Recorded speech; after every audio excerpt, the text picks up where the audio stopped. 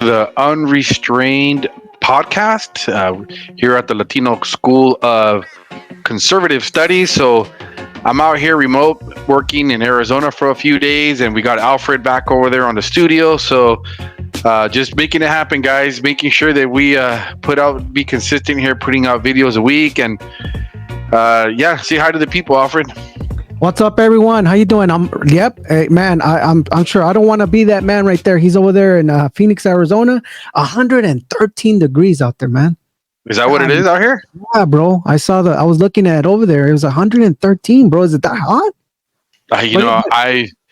I've been in air conditioning, man. So I drove out this morning, got here about noontime, and went straight into the office because I was already behind. So you're just going from AC to AC. It's not that big a deal. The small amount of time that you spend walking from a car into a building, it's not that big a deal. I like it out here. I don't know if I'd like to say I could live out here. But who knows, man? It's hard to beat California. You know what I like? I would have liked if they would have extended you that extra 3 days and you could have gone to that the rally, man, the Trump rally that would happen on what is it, Friday. You know what? I schedule my own times to come out here, and I didn't even think about it. I could have. It's across the street. Right? I could have gone, but yeah, no, it didn't work out for me. But yeah, we're gonna talk about kind of what's been going on. I will tell a story. I was out camping this weekend with some friends. Actually, Alex and his brother. We had a good time. We're over there camping over by beach campsite over there in Ventura next to Malibu. And I've talked about this before. Mm-hmm. I've talked about how anytime you have a black family, you see a husband, a wife, and the children, a whole family, right? It stands out. Right. It's a rarity. Okay. And usually when I do see something like that, it turns out that it's not American blacks. So this weekend we're out there and we see a family pull up, and it's a husband, wife, and they had like 4 very small children, black family. And I'm like, check that out. So first of all, it's rare to see a black family camping. Mm-hmm. Right? Or family to begin with, let alone camping. And I do a lot of hiking too. So a lot of black people, they don't hike. They don't go out into the outdoors. Usually you see Asians, whites, and Latinos. We like to camp. All right. Oh, for sure. Right. We're down with it. But it was actually really, really nice to see a family. Actually, we ended up. It was obvious it was their first time. The husband's out there trying to figure out how to put up his tent, and and they had no light. So at night when it got dark, they had no light. So they were using their headlights. And so before we left on Sunday, we were packing up our stuff on Sunday. We noticed they had like no shade because it was out on the beach. It was hot. And they had their little picnic table and all the kids there, they're eating breakfast and it's like hot, they had no easy up, nothing. So I have a lot of gear, man. I have stuff. So we had like an extra, actually brand new umbrella that we bought, but we're like, we could just get another one, so gave them that. My wife gave them some kid toys, things like that. They were so happy. They were good people. I ended up chatting it up with them, and it turns out that, this was obvious. I confirmed it was their first time, and they were super excited. They're from downtown LA, so they're, from the inner city. South Central. And they were actually American black. Like, I was shocked because I swore I was going to walk up there and they were going to have some sort of accent or something. But no, good people. They were super thankful, super humble. And man, it's nice to see. It's nice to see, and they were just telling me how this was their first time. They really liked it, and now they want to go out camping in some forest or something. So that is awesome. Yeah, awesome to see, man. I think about their little kids out there just having a good time. We've been going to this place for years. My nieces, they love it there.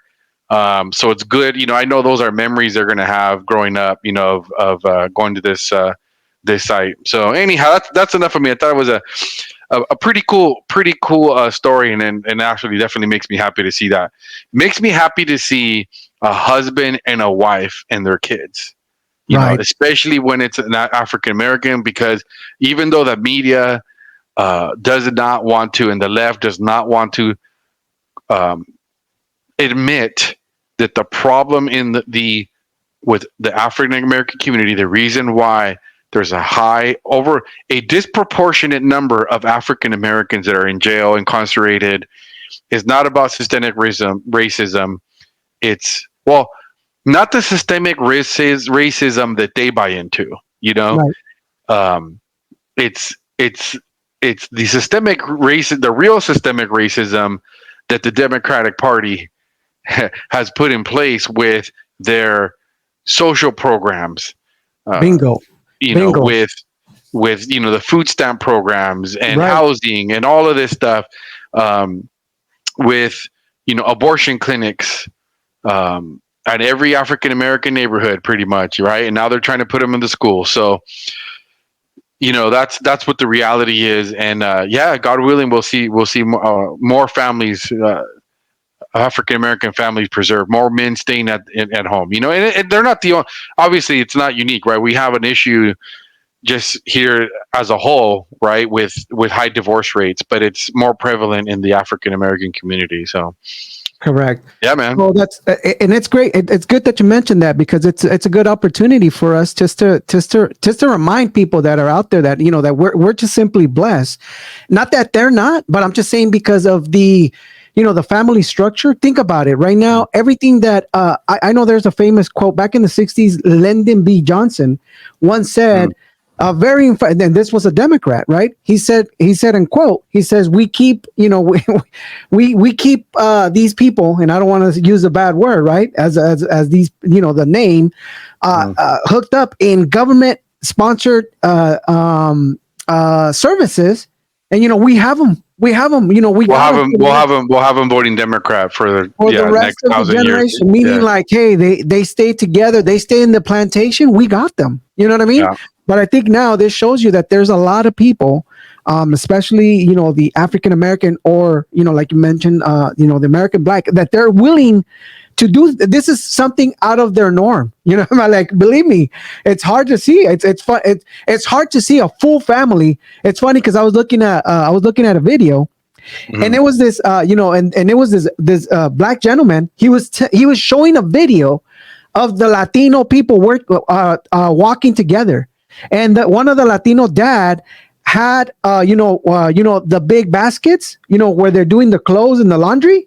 Yeah. And he's giving a narrative. He's recording this on X, and he's saying, this is the reason why these people are always together, because they're hard worker.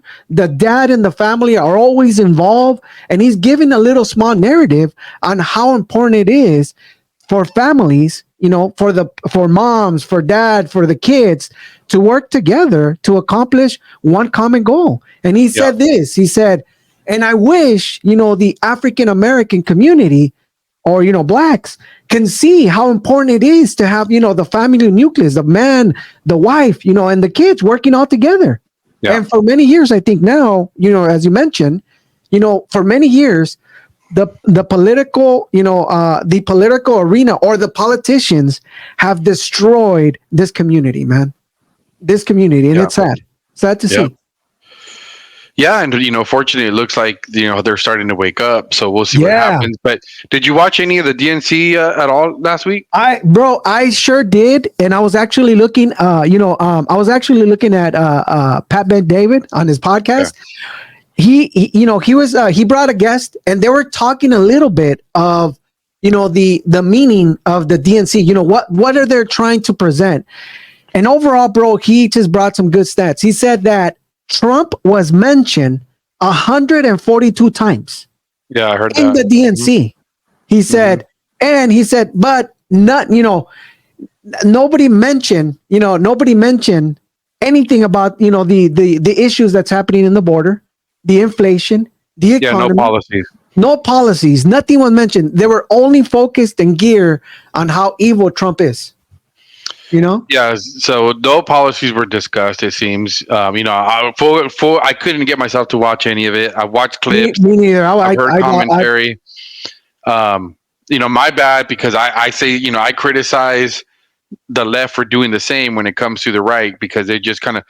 But we've watched enough. Okay, we already know. We already know. Okay, um, but if I'm wrong, call me out. Was any policy discussed? Put it in the there, comments if I'm wrong. What policy was discussed? I'm sure there was none. Um, and like you said, I believe in the number was I think Kamala Harris or Sleepy Joe were mentioned in the RNC like maybe 3 times. three I think times that's what like something like 3 times. I don't know if it was Kamala or or Sleepy Biden. Joe that was, or or Biden, but it was 3 times.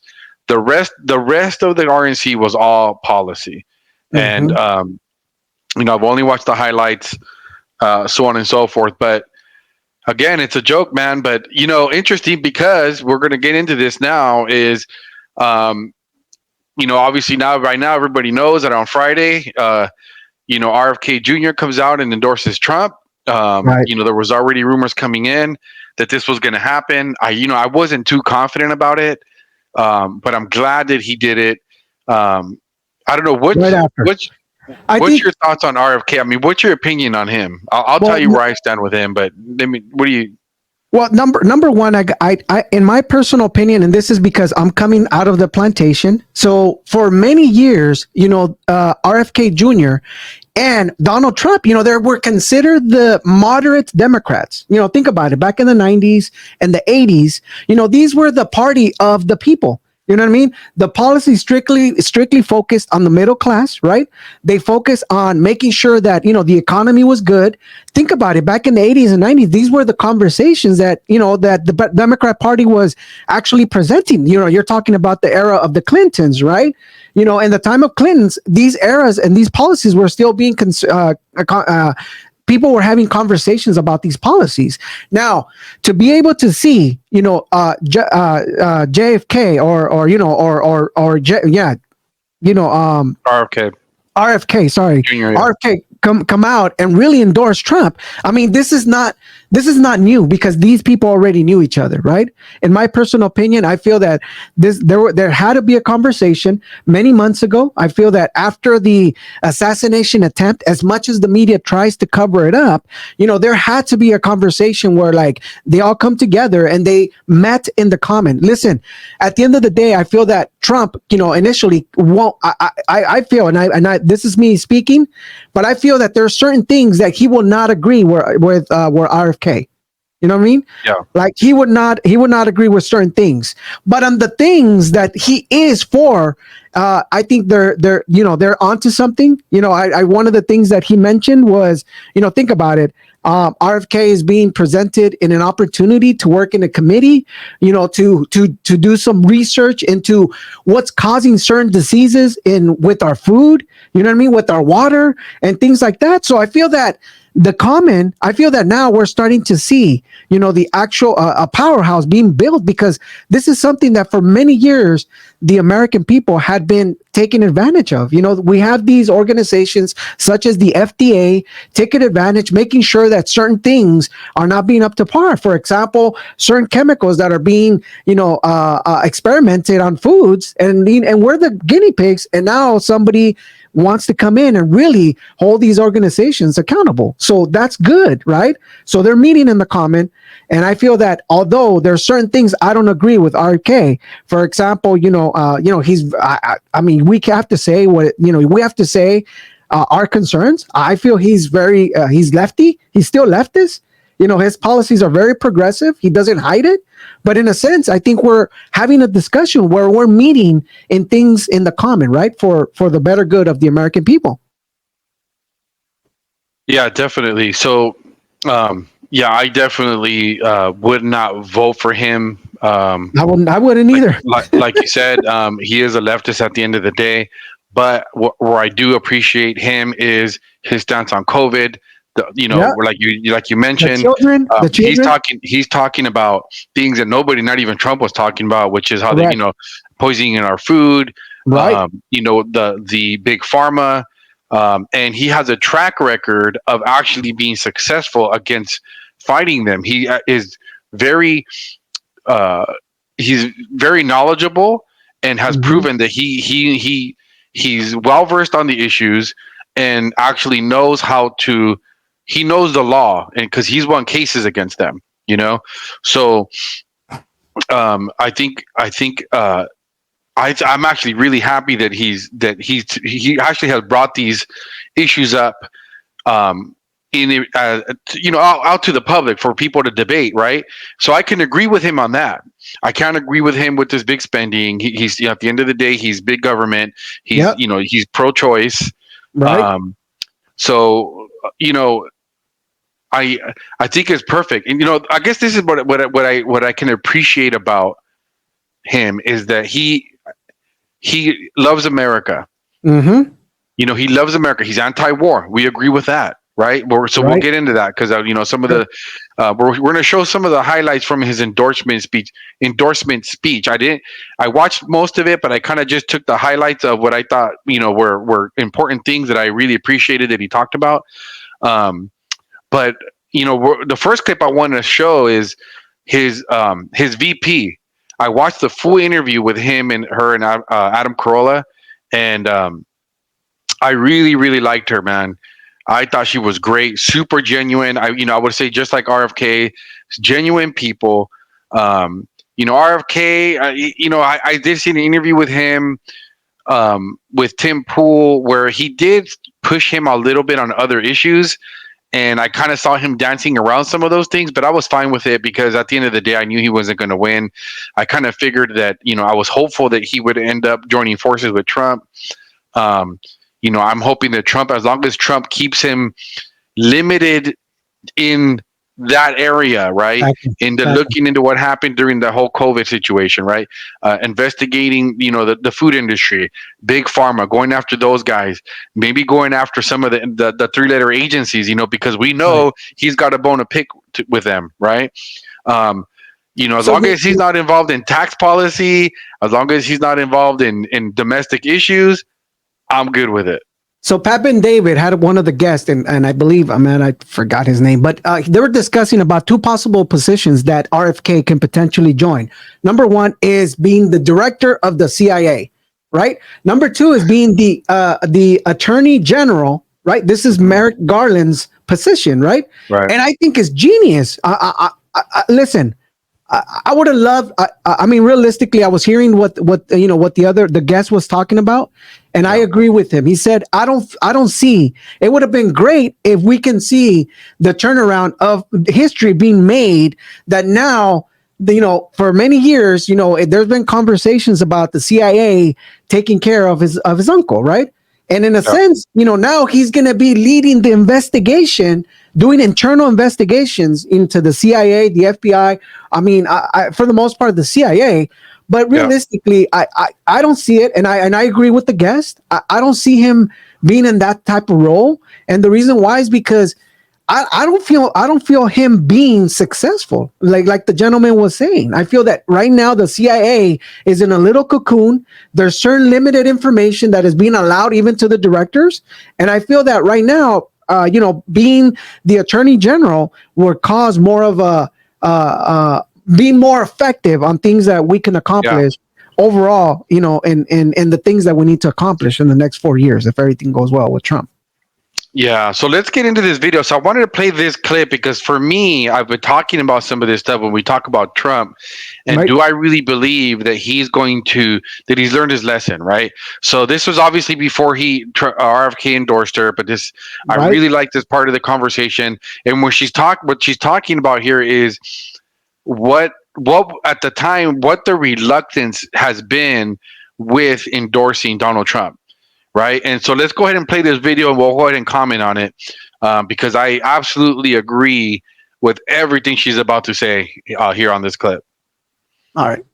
Where are we heading here? Are we going to have some great awakening where people figure out what the hell is going on? Which would have been nice after COVID, but no one seems to apologize or say I was wrong or I woke up about anything. Are we just going to Are we just going to hive ourselves off into different sections of the country and live amongst our own?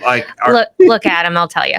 The hesitation we have right now in joining forces with Trump is that he has not apologized or publicly come out and said Operation Warp Speed was my fault. It was a failure and I let it happen. I'll never let it happen again. The vaccinations, right.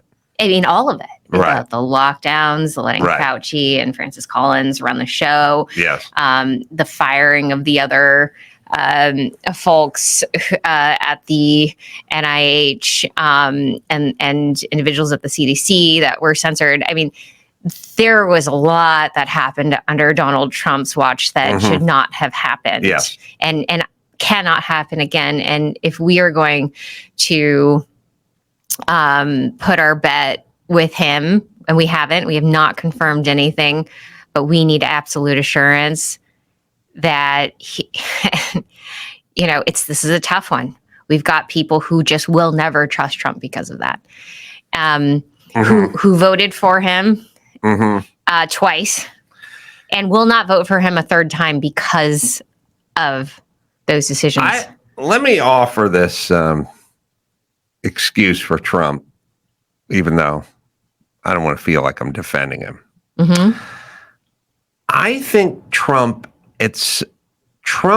got in way over his head. Like, he did not know the deep state. He thought he was just going to show up, put his people and start running things the way he wanted to run them. He didn't, I don't think, understood the forces around him that were working and conspiring against him. I don't think he understood what I would call the deep state. He just thought he was going to come in there and shake it all up. He didn't realize,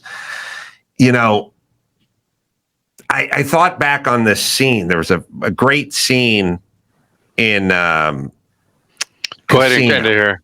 I'll kind of finish this up so we don't have to keep. You should see if you haven't. And that was just, All right. So I'm not agreeing with Adam Carolla. I've heard the same argument time and time again. Okay, I understand what he's trying to get to in the pass. I can't give Trump that pass because even during the RFK acceptance speech, because so you saw her say right now, that was a big deal to them, is Trump would need to apologize for that because their base voted for him twice, right? And they don't trust him because the fact that he has not apologized or expressed any regret.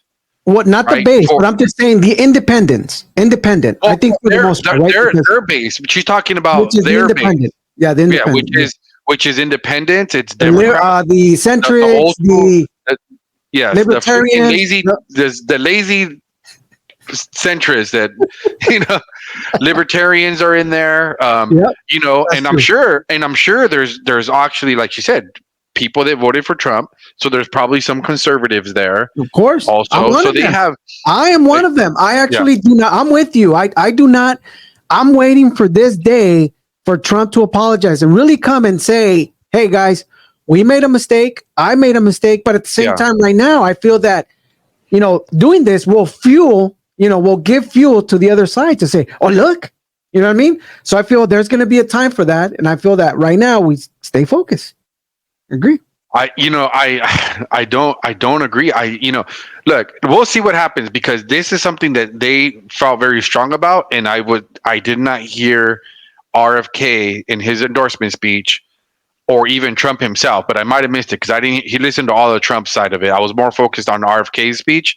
Sure. But as far as I know, and somebody can correct me on the comments, I don't believe Trump during that rally on Friday mentioned anything, and again, it doesn't have to be, you don't even have to say, it's not that hard to say, look guys, kind of, like if Adam Carolla is true, what he's trying to claim, Trump didn't know what was getting into. Like, I believe that 100%. He didn't. I don't think he understood how bad it was, right? I don't think he really understood how deep the deep state was. But the problem is for me is now you do, okay? Now you do. And so even after Trump was still boasting about the fact that he fast and furious in his rallies and then he started getting booed over it, now he hasn't mentioned it again, right? But why hasn't he come out and said, hey guys, that if I have one regret, it was not firing Fauci. I agree. You know, I think, before listen, I left. I for the most part, I agree with you 100%. I mean, I'm with you. That's one of the things that I mentioned right now before when you mentioned that. I Mhm. said, I agree with you, but I feel the time will be when he will have to, kindle the base in regards to that discussion. Well, once he's elected, what's his motivation to do it? He's Well, not going right. to do it Well, right now, think about it. Right now, right by now. saying it, Time to by do saying it. I mean, right now, by saying it, what is he going to do? I mean, what will it bring more people? I mean, right now, it. Yes, he's got a massive amount of people already saying, "All yes, right, because let's set that yes, because aside." you just heard her say it, Alfred, is that they Of have course, people with the that independence. Yeah, yes, that are not willing to vote for him a third time because of what he did. They don't trust him. So that's why she's saying they did one of the conditions that's basically what she's saying is that he would need to apologize, right. right? So Well, I that don't I know. got bypassed. I don't know if that actually happened. We'll see. We'll see if maybe next week because now we know that he went out and RFK now has endorsed him. So did Well, RFK kind of let it slide now? Did I, he? I think, look, I think what happened, and this is just my opinion, I think that there was a deep conversation because I'm sure RFK knew about this. He has, bro, the guy is a freaking encyclopedia. He's so smart. Plus he's a lawyer, so he understands all the concept of saying, hey, admitting something. So I'm sure there had to be a deep discussion, and this will be in closed doors where, hey, listen, we're gonna do this. I'm gonna do this, but you gotta help. You gotta initiate. You gotta, if you do, we need to go full throttle into these agencies, into the under, number one is one of the things that he mentioned, I think in the rally was Trump was going to release all of, the assassination documents from his uncle. That's number one. He's going to say, and plus he's going to bring in a committee to do a full investigation on assassinations. That includes him. You know what I mean? I think that's going to include him. The whole releasing the RFK file. So what? We all Yeah, know already. that's What's true. going to happen? What I don't even understand why. Who cares really at this point? What I don't I don't care about it. Well, I want people to go to this jail. gives this Okay, that's fuels what I want. this fuels this see that adds up a little bit of what happened to him and how the media is trying to erase this from the face of the earth, that he almost got assassinated. No, no, I'm not talking about that. I'm talking about the RFK files and trying to find out who actually killed Kennedy. Right? Listen, there's That file is okay. Let it go. To me, the fact that they're like, oh, I promise that when I become president, if I get back in, I'm going to release the whole. So what? I think we I don't. discussed. I want you to promise. I want you to promise Yeah. to get rid of the agencies. That's what I want. I don't Well, see why it's such a big deal, but whatever. I well, guess I there's people think out there that care. To me, it's it's not those that big a conversations. deal. It's those conversations that I'm thinking that happens in closed doors, where this was presented to Biden and Biden decided not to.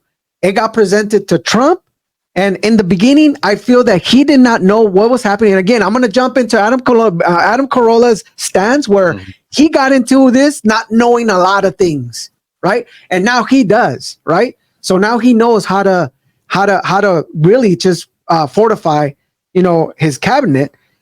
And Okay, and but and I'm why with you. hasn't he I'm with said you. that? But why hasn't what you just said? Trump has not said. Of You course. understand? Well, of Okay, and course, that's of what the course. problem is. Okay, because there's Yeah. no indication that he has a plan coming into this. We've already talked about how they're not even gearing up for lawfare because there's going to be contested. Are they ready? Do they have the lawyers? Do they have a team ready to go to start contesting every battleground state? Because we Well, already right know that's now, what's going to happen. I've seen some good traction on certain lawsuits that have been submitted in key states. For example, Georgia. I don't know if you've seen Keeping Up with the News, but Oh, Kemp. right. We talked about it last week. We Right? talked about Yeah. it last week. Look, Alfred, I understand that there's like Georgia's the only one that's done anything. That does Right. not mean there isn't going to be lawsuits there. Of course. Oh yeah. No, Okay. absolutely. I agree. That's not, I so the agree. point I'm making here is, are they ready? Because the Democrats are ready. We were just talked about how they got all this whole team of lawyers in every battleground straight, and they're ready to start contesting every single one of them. Okay, They are and they're and not ready. They are not ready, and I think that this is going to bite them again, like it did in 2020. And this law, the lawfare that happened in 2020, look at it. We've still been 4 years and nothing has done. And it's like, bro, that's what I'm saying. That's my discouraging point. sometimes. Yep. That's my point. And so when you add that with the fact that Trump has not come out and said, hey guys, look, my first time around, I thought it was crazy, but it was crazier than I thought. Okay. And but believe me, I learned in this next term, I'm ready for it.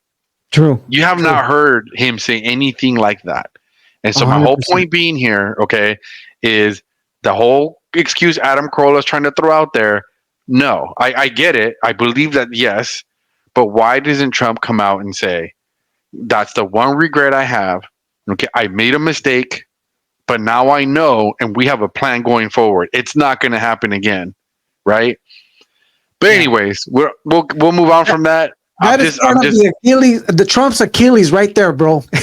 Not coming out, not saying anything because this is what he does, and for the most part, I think it's wrong. I feel that he should come out and say, hey, these things about the vaccine, unite everybody, all the libertarians, everybody, and say, listen, guys, I'm not going to blame. I took full responsibility at that time. This is what was happening.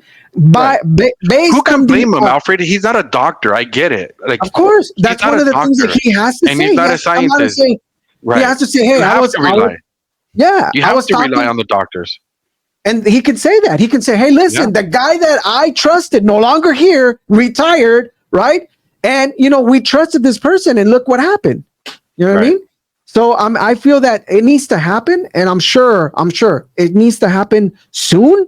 And I'm hoping that they pay attention it's to not going to happen. It's not going to happen. And all right, so let's play these clips, and we want to show some of the highlights here from the RFK's endorsement, which was really good. I encourage anyone watching to watch the whole thing. It's I think 48 minutes. We're not going to play all 48 minutes here, but to me, he came across super genuine, super knowledgeable. I mean, he laid out the facts of what's been going on leading up to this decision. To me, it doesn't come across like your lame endorsements, excuses, that you typically hear when somebody's dropping out of a race and now is endorsing like their enemy. I don't really think him and Trump were really enemies. You know what I mean? Like you said, they had disagreement. For years. I think they've known each other for years, bro. Back in the 80s, 90s, these people. Yeah, I mean, aside from that, during this whole campaign, though, they've been cordial, Sure, of course. Respectful. But going back again, guys, anybody who's a Democrat, remember, the Kennedys were royalty, okay? And here you have a Kennedy right now endorsing Donald Trump. So let's go ahead and play this first clip. I think here he's talking about the media. And so, go ahead and play the clip. Democratic Party's censorship of social media was even more of a naked exercise of executive power. This week, a federal judge, Terry Doty, upheld my injunction against President Biden, calling the White House's censorship project, quote, the most egregious violation of the First Amendment in the history of the United States of America. Doty's previous 155-page decision details how just 37 hours after he took the oath of office, swearing to uphold the Constitution, President Biden and his White House opened up a portal and then invited the CIA, the FBI, CISA, which is a censorship agency. It's the center of the censorship industrial complex, DHS, the IRS, and other agencies to censor me and other political dissidents on social media. Even today, users who try to post my campaign videos to Facebook or YouTube get messages that this content violates community standards. 2 days after Judge Doty rendered his decision this week, Facebook was still attaching warning labels to an online petition calling on ABC to include me in the upcoming debate. They said that violates community standards, their community standards. The mainstream media was once the guardian of the First Amendment and democratic principles, and has joined this systemic attack on democracy. The media justifies their censorship on the grounds of combating misinformation. There you go. So, he's confirming what those of us on the right have known the whole time. Mm-hmm. And so, you know, RFK Jr. was obviously a big threat. I mean, look, the Democrats, when Bernie Sanders ran the first time, they did the same thing to Bernie Sanders, right? So the Democrats are different. They no longer have a democratic election process. Correct. They haven't had it. They haven't had it since. I mean, we don't know how long, but it was obvious when Bernie Sanders was running because you know he they ousted him. They started shunning him. They started Mm-hmm. censoring him. They shunned him from the media. They started propping up Joe Biden. The whole nine. Okay, but now this time around, it's just so blatantly obvious with how they kicked Sleepy Joe to the curb. Well, really, it was obvious when RFK was running for president, and now you actually have a guy who, kind of like Tulsi Gabbard, right? Tulsi Gabbard was the same way. Correct. You have somebody who's running as a Democrat who loves America. She's a veteran. Okay, Mhm. and what happened with her? Right, they started censoring her. The media starts going after her, demonizing her. They're not giving her a platform. Why? Because they wanted to prop up Sleepy Joe. Right? They did the same thing to Bernie Sanders. So they've already been making sure that the person that they want is going to be the nominee. Right? Um, and it's so much more obvious now with what happened with Sleepy Joe and the fact that they had to panic and get rid of the guy, and they just throw Kamala Harris in there with no votes, no nothing. You had RFK going out, speaking on these issues that had to do with was against COVID, is against big pharma, is against the big food industries, and they couldn't have it. He sounds reasonable. He loves America. He's anti-war. He's against the Ukraine war. Those are all the things that go against what the Democratic Party now represents, right? 100%. So what did they do? They started shunning him as well. They started using lawfare against him, which he's going to talk about that. But right now, you heard him just talk about it, and it's true. I'm sure a lot of you people don't even know that he was running as a Democrat, right? 100%. He was running as a Democrat until he saw that they weren't giving him a chance. So he ended up having to run as an independent. And so what do they do? And he's going to get into this. If you listen to the whole speak, he lays out everything that happened. Right? 100%. And I think for the most part, what you mentioned is super important, man. It talks about how he's giving us an overview. I mean, he's just laying out the foundation on how these people are evil, bro. How they haven't been a Democratic Party for a long time.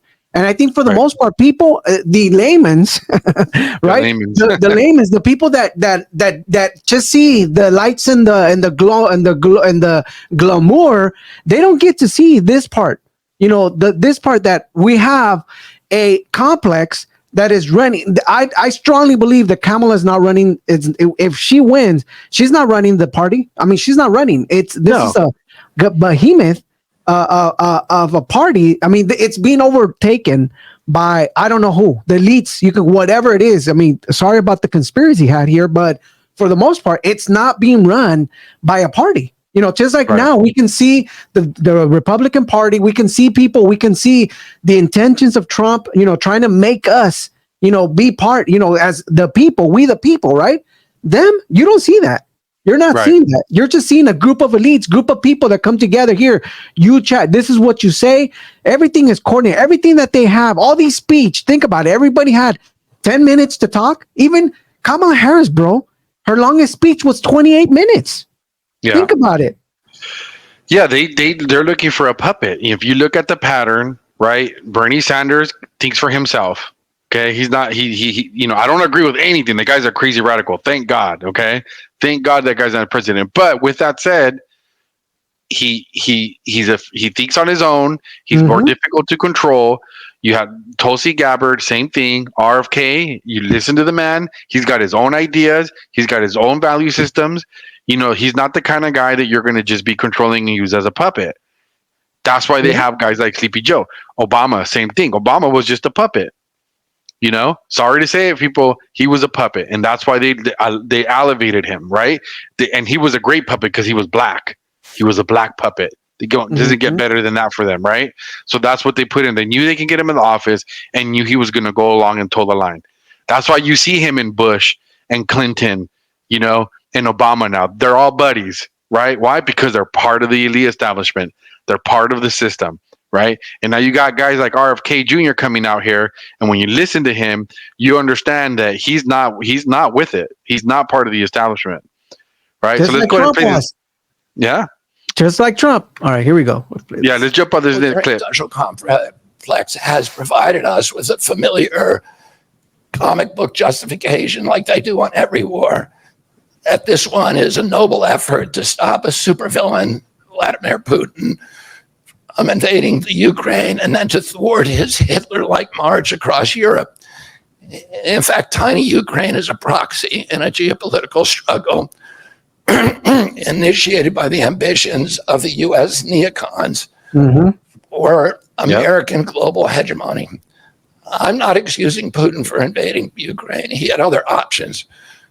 But the war is Russia's predictable response to the reckless neocon project of extending NATO to encircle Russia, a hostile act. The credulous media rarely explain to Americans that we unilaterally walked away from 2 intermediate nuclear weapons treaties with Russia. Yep. and then put nuclear-ready Aegis missile systems in Romania and Poland. This is a hostile act. And that the Biden White House repeatedly spurned Russia's offer to settle this war peacefully. The Ukraine war began in 2014 when U.S. agencies overthrew the democratically elected government of Ukraine and installed a hand-picked pro-Western government that launched a deadly civil war against ethnic Russians in Ukraine. In 2019, America walked away from a peace treaty, the Minsk Agreement, that had been negotiated between Russia and Ukraine by European nations. And then in April of 2022, we wanted the war. In April of 2022, President Biden sent Boris Johnson to Ukraine to force President Zelensky to tear up a peace agreement that he and the Russians had already signed, and the Russians were withdrawing troops. Yep. Kiev and Donbass and Lugansk. And that peace agreement would have brought peace to the region and would have allowed Donbass and Lugansk to remain part of Ukraine. President Biden stated that month that his objective in the war was regime change in Russia. His defense secretary, Lloyd Austin, simultaneously explained that America's purpose in the war was to exhaust the Russian army, to degrade its capacity to fight anywhere else in the world. These objectives, of course, have nothing to do with what they were telling Americans about protecting Ukraine's sovereignty. Ukraine is a victim in this war, and it's a victim of the West. Since then, of Russia and both Russia and the West. Since then, we have, since tearing up that agreement, forcing Zelensky to tear up the agreement, we've squandered the flower of Ukrainian youth, as many as 600,000 Ukrainian kids, and over 100,000 Russian kids, all of whom we should be mourning. Wow. Yeah. That is the reason, dude. A walking encyclopedia. This guy got it. You know, he's smart. He understands. Well, I mean, he's saying what people have been saying, but the media won't put this out there, right? Which, you know, those of us that listen to conservative alternate news we already know what's really going on. We knew that we're provoking, that our government and Sleepy Joe is provoking Putin, right? Yep. They're demonizing him, and yes, again, and if you say something like, if you say that, you know, Putin is justified in protecting his own sovereignty, right?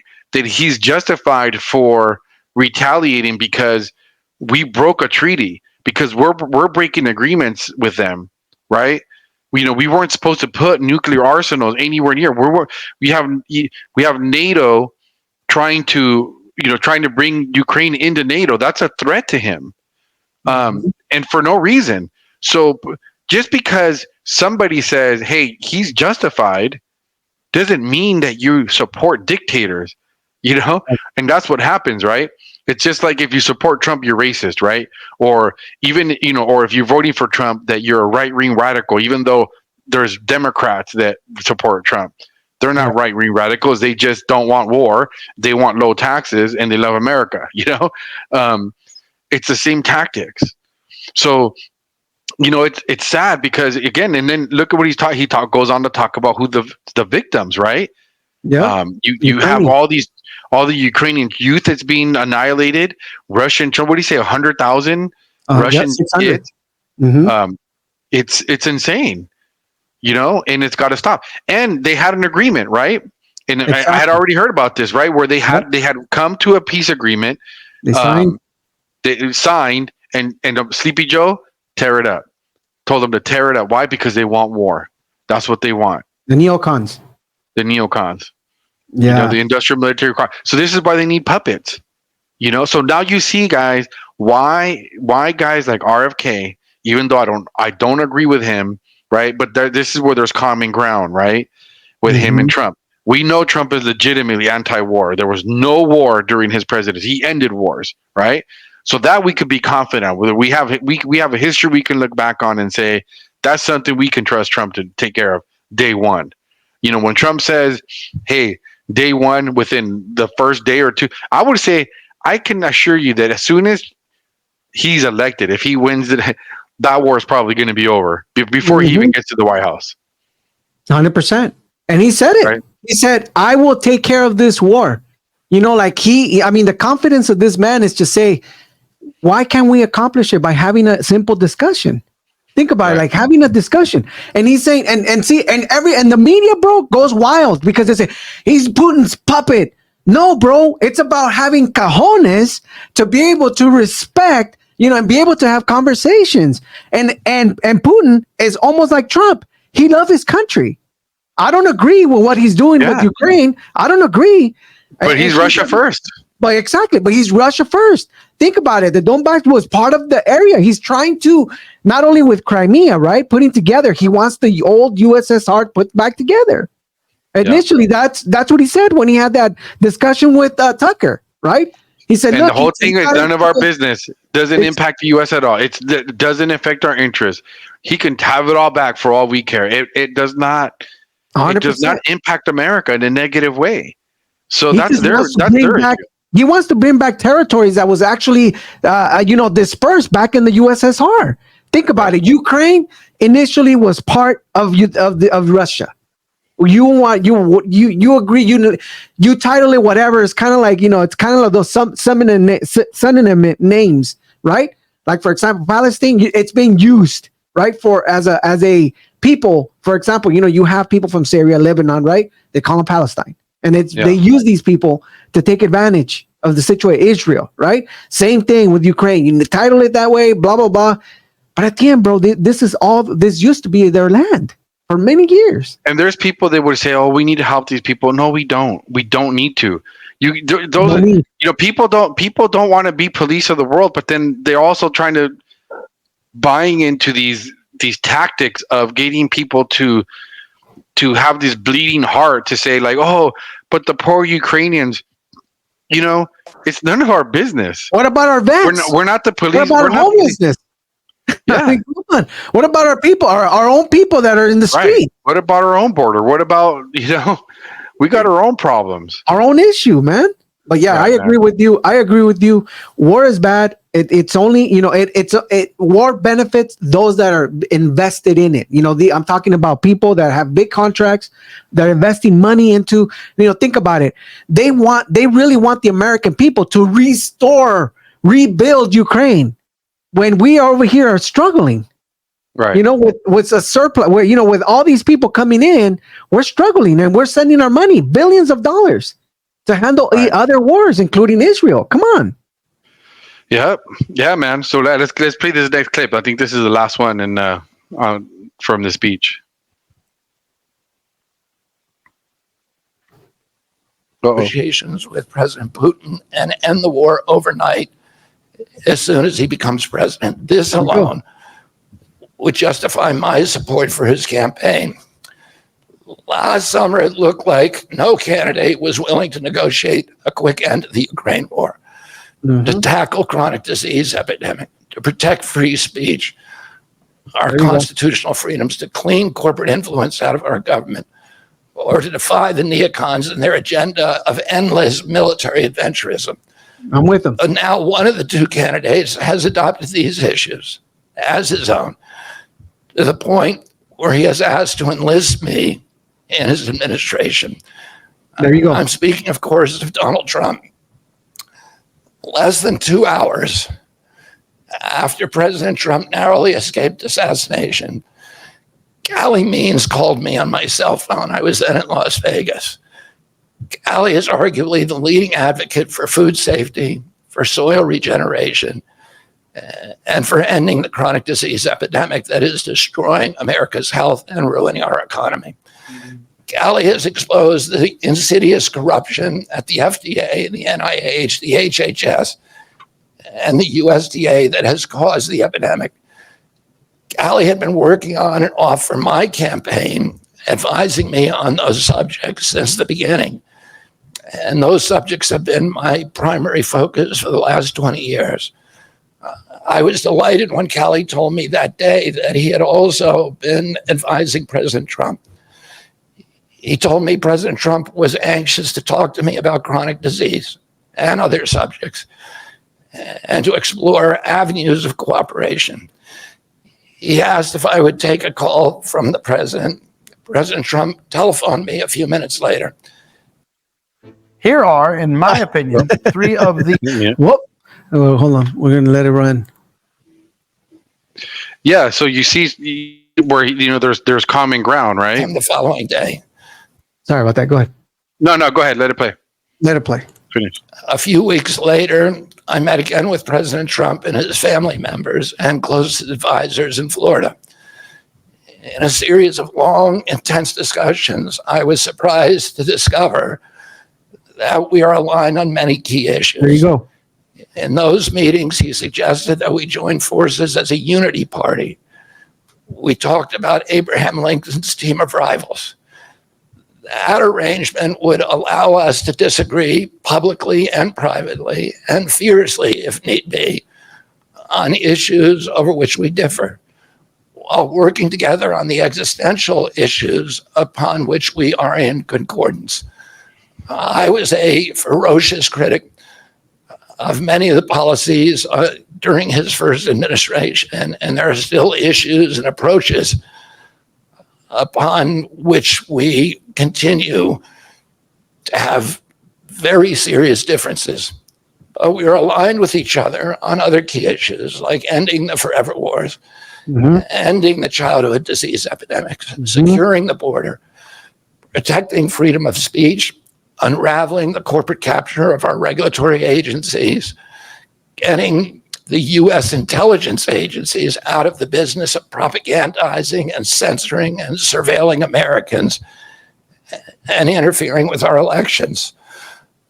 Following my first discussion with President Trump, I tried unsuccessfully to open similar discussions with Vice President Harris. Vice President Harris declined to meet or even to speak with me.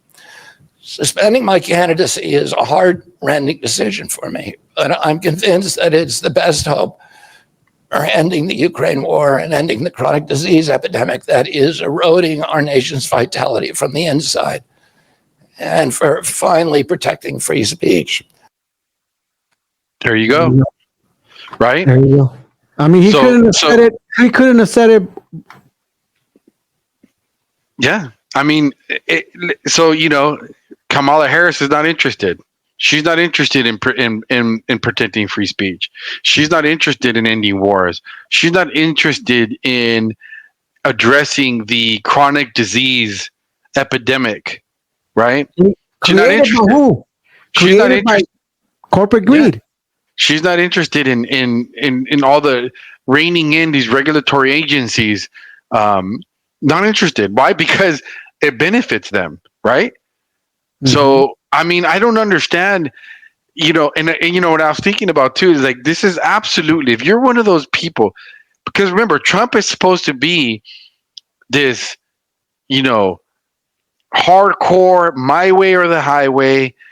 You don't agree with me, you're fired. But yet, look, who's the one that's embracing him? Who's the one who actually called him and reached out to him?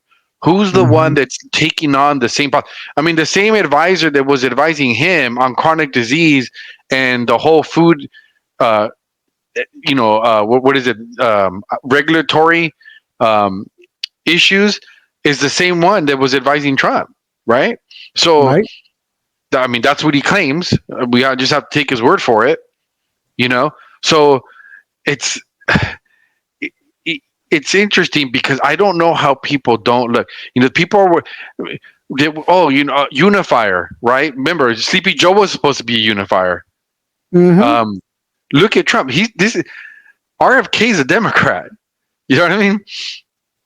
And he's joining forces with them. But the good thing about this whole thing, Isaac, is how, again, how the narratives have changed. This is coming from the horse's mouth.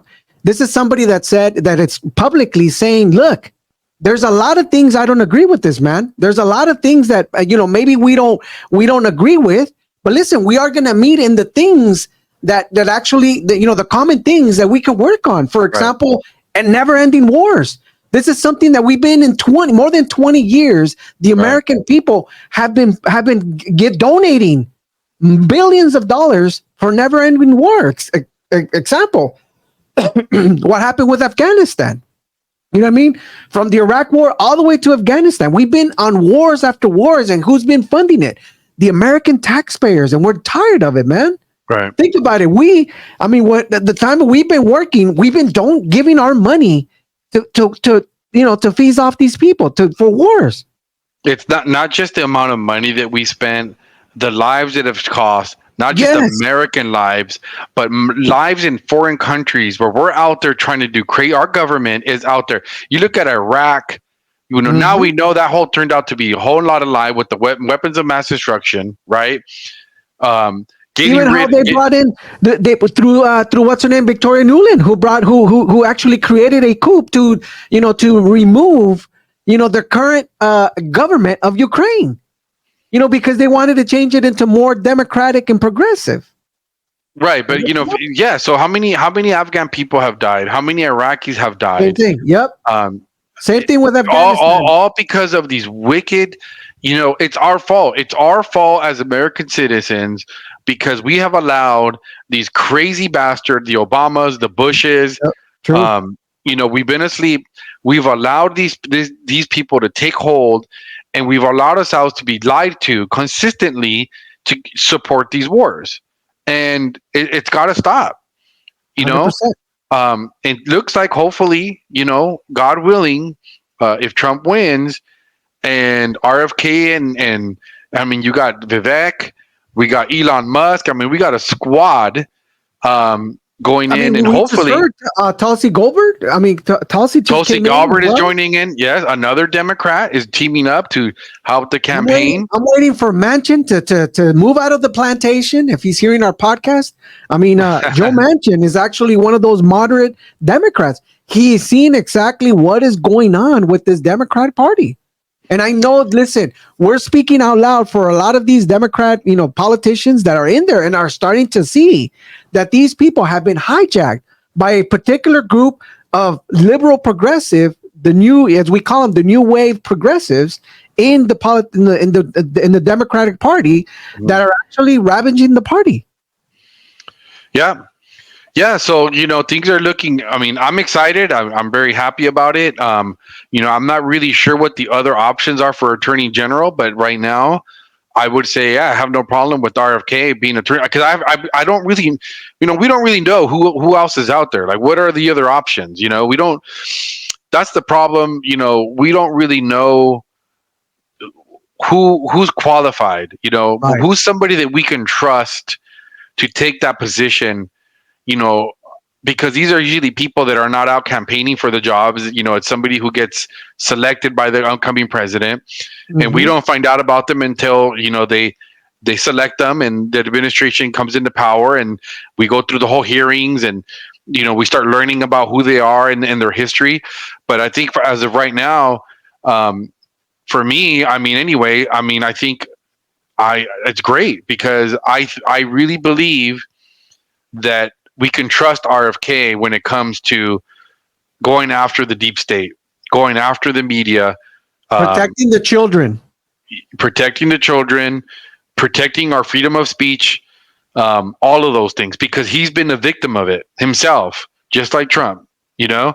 So I think he has a lot of credibility. I'm pretty excited. I mean, right now, I think I'm all for him being attorney general. And then, you have other guys right now. So, you have Elon volunteering to be part of a committee to start looking into all our government spending and how we can be more efficient. Because those are the things that should be mattering to us, guys, not racism that doesn't exist. Mhm. It exists, but it's not a problem. Okay, it's not even the top 100 issue that we have. Okay, it's things like what's going on with our food, the chronic diseases, what's going on with these foreign wars, our Mhm. border, Right. our sovereignty The when it comes to crime. our freedom of speech is under Yeah. attack. Right, Right. our Second Amendment's always an attack. But I'll tell you what, that's the one thing you better be careful with RFK, because he he's probably a concern when it comes to the Second Amendment. You Correct. know, I mean, um, and look at the bombshell right now. I mean, we just heard about Mark Zuckerberg, who sent out a letter, and this is to the committee, which Jim Jordan is he's doing an investigation about freedom of speech, and just recently we just seen it that it just came out, and I think Ben David released it 3 hours ago, and he said, Yeah. look, it's something that we already knew that Facebook was doing. Like for example, the huge ordeal that they censored, the New York Times on the New York Post on the Hunter Biden laptop. We already knew that.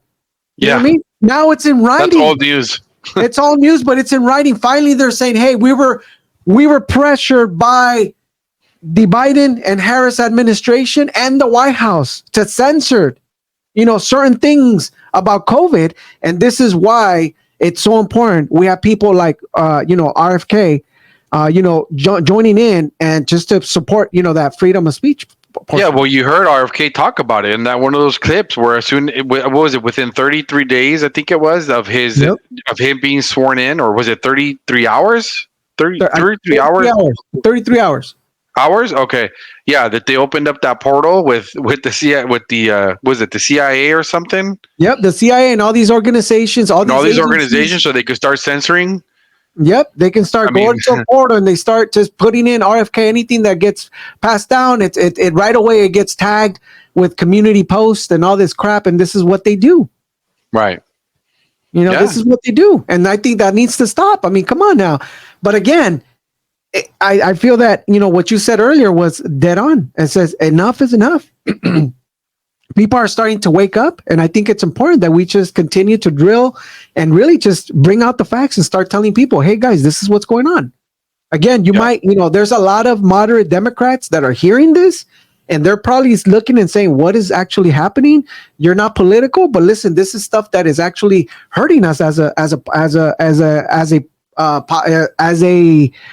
nation. When we have our own government censoring us, when we Right. have our own government doing all these things to our food, you know what I mean? And investing billions of dollars into ongoing wars, Yeah. and into studies in Afghanistan for gender studies. Come on, why do we need to invest millions of dollars into studies in the Middle East about people's, right to, right to marry or whatever? Right. Yeah, man, it's crazy. I'm going to send you this. Let me send this to you right now, Alfred. Um, real quick. It looks like we have another. De facto. No. I just sent that over to you. It's it looks like another undercover video at Planned Parenthood. Newly released undercover video shows Oh goodness. at PP Gulf Coast, admitting they can sell organs from live aborted babies missing just an arm or a leg. Oh my goodness. Oh golly. All right, let me Yeah, see. yeah. I have it ready. I got it ready. Here we go. Pull that bad boy up. Let's take a look at that. All right, let's do it. Here we go. This one it.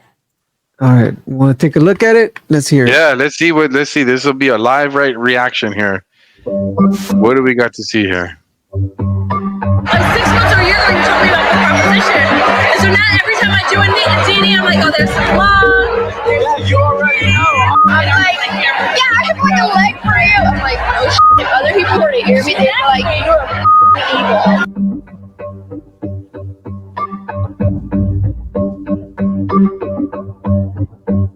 Disconnect abort babies 6 months and sold them. Oh, Ooh. soul.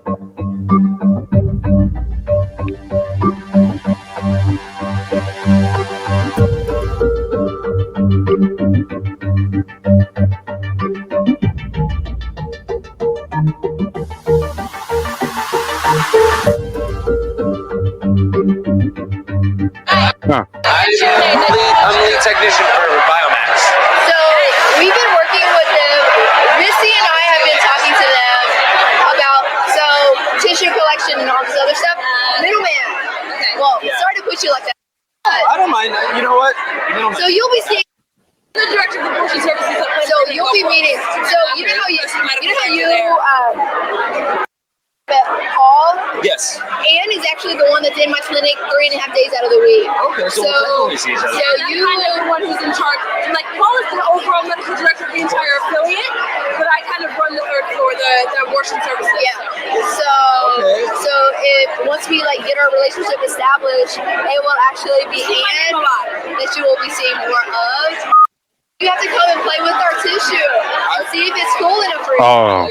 We have a lot of it. Okay. See? Okay, so more for me to keep me busy because you know if I'm not busy, I get in trouble. So I have 2 providers who go up to 24 weeks, and Anne is one of the providers. And I'm so sorry. Met the other provider that goes up to 24 weeks, which is Anitra Beasley. Okay. And Anne is the other provider that goes up to 24 weeks as well. So if you want more intact ones, she's the one you kind of need to talk to. You're the one to see. Huh? Talking about babies, intact babies. Sometime in the past few months, I don't remember what it was. She wanted footprints, and I had a resident with me that day, and I was like, you know what? I'm gonna do this procedure because I'm gonna try and do my best to get these feet out and check. Right. We did footprints and handprints, baby. So you guys are Wow. Yeah. But they need like the liver mostly and the Right now, we're getting a lot for liver and thymus. Liver is in short demand.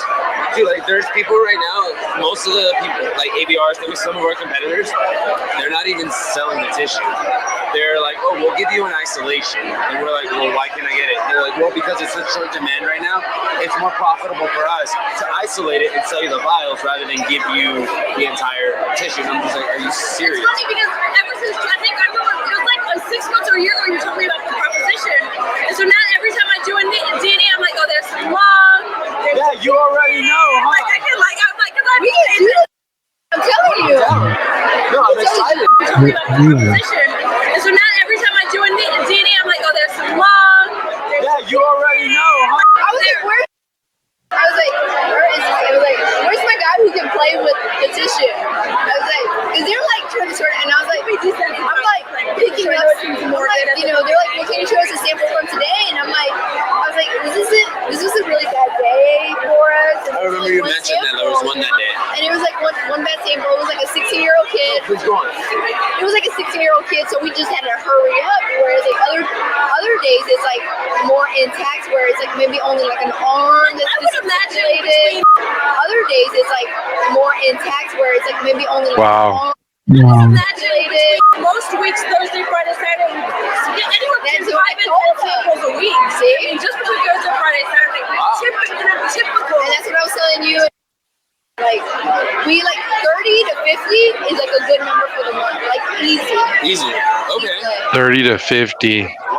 No, that's phenomenal. I mean, you're going to be busy. But he's the one that likes to play with Puck, and I was like, where? You put him with Glenda. I know. I was like, no, Glenda was the one who took out tissue for, and we were all like there, like, well, here's like the lung, here's the kidneys, and I was like, but where's? He's like the one that does like. You go ahead and pause it. This is like they're just 17-week twins in the freezer. This is oh my goodness, man. yeah. They seem to be just repeating the same thing. So isn't that interesting? To supposedly, these are not supposed to be humans. They're not supposed to be babies. But look at what they're describing: hands, feet, lungs, livers, tissue. Isn't that a human body parts? Yeah, it's right. Pure evil, bro. So they're, and there's a whole black market for all this stuff. I mean, I think the girl was talking about how she was trying to get an intact foot because somebody wanted a footprint. Wow. Right. I mean, these are human. Again, these are, according to the left, these are just fetuses. These are just not human, right? But isn't it interesting? They have all the body parts, all the characteristics of a human. They're talking about body parts. This is not the first time. There's an older video, I think from 4 years ago, that's very similar to this, where they're talking about how they sell these body parts. So this is really what this is about. It's first of all, as believers, we understand this is a demonic. It's a spiritual warfare. It's a demonic thing. And that manifests itself in these weird people that are so desensitized. The gloating, bro. The gloating of they're gloating all proud of themselves. The gloating of saying, look, in a good month, 50. Yeah. Can you imagine 50 lives being dismembered, into pieces, parts, foot, arms, lungs, kidneys, tissue. Right. Man, this is gore. This is horrible. And these people, I mean, man, these people are just horrid, man. They're just horrible. And I think, I'm just saying, I'm not the judge, but there's a higher power and who's a judge, and we'll see. Jeez. Yeah. So I just don't understand how, even if you're pro-choice, you can't listen to this and understand how inappropriate it is. How does this? You should want less abortion. You should want this to be, something that should not be necessary. And as I'm looking at the video, bro, I see this young lady here, like a face of conviction. You know what I mean? Like the lady in the middle, she's just looking and just kind of like, I mean, she's kind of like agreeing, but at the same time, deep inside, I can see that, like, golly, these people are talking about this like it's a normal conversation. Like, right. This is so common to them. They're so, like you mentioned, desensitized of evil. That they don't see evil and how they're ending a life, right? And and they're just happy about it, gloating about it. Horrible. That's crazy, man. Yep. There you have it, guys. It's just the world's getting crazy. So that's pretty. We wanted to show you a little bit of the pro. I mean, I'm sure there's people out there that are eccentrics, right? Eccentric or libertarian that are pro-choice, right? But I mean, for us, we're just we're pro-life, and I just feel that this here should touch your heart and really just say, make you wonder if this is really, even though it's it's the girl's choice, but how about the baby? You know what I mean? And they're making a profit out of it like nothing. Is it appropriate? So should there be a whole industry that's profiting over this? Exactly. I mean, you got to ask yourself these questions. So, yeah, man, it's crazy, man. So there you go, guys. That's pretty much what. I mean, I don't know if you had anything else, Alfred. I mean, that's pretty much all I really wanted to talk about. On this podcast. We touched a lot. I know a lot of people are like, hey, we're catching up the glance. We did a full thorough of what's her name, Shahan. Initially, bro, when I heard about her, I know the media was just bombarding in X. They were talking about how she was a liberal and blah, blah, blah. Never heard of this person, right? Never heard until I heard her talk. And I'm like, dude, what are they talking about?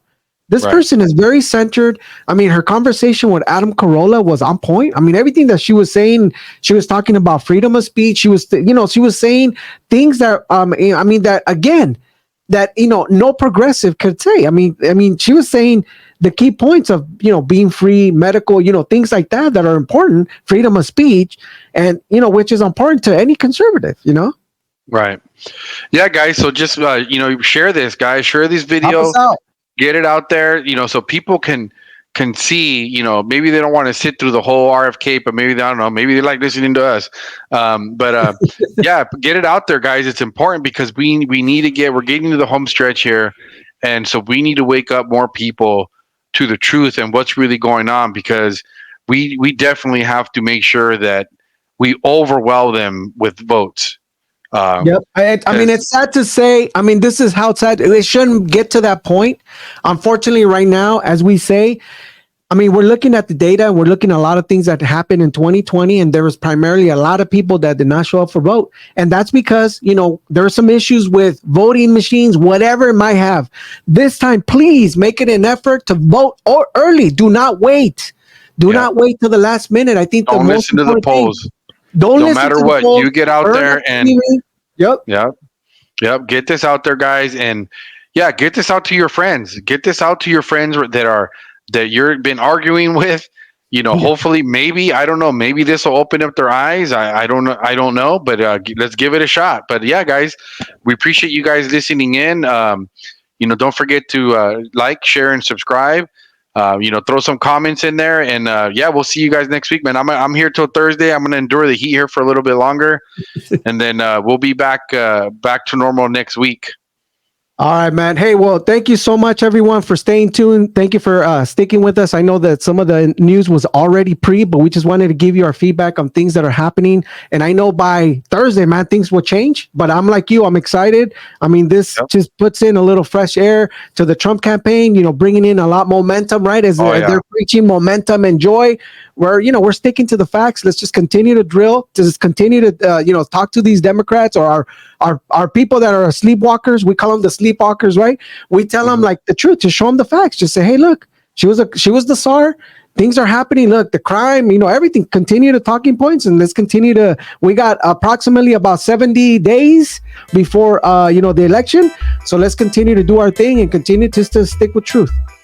All right, man. All right. Thank you, everyone. God bless. Take care. Yep.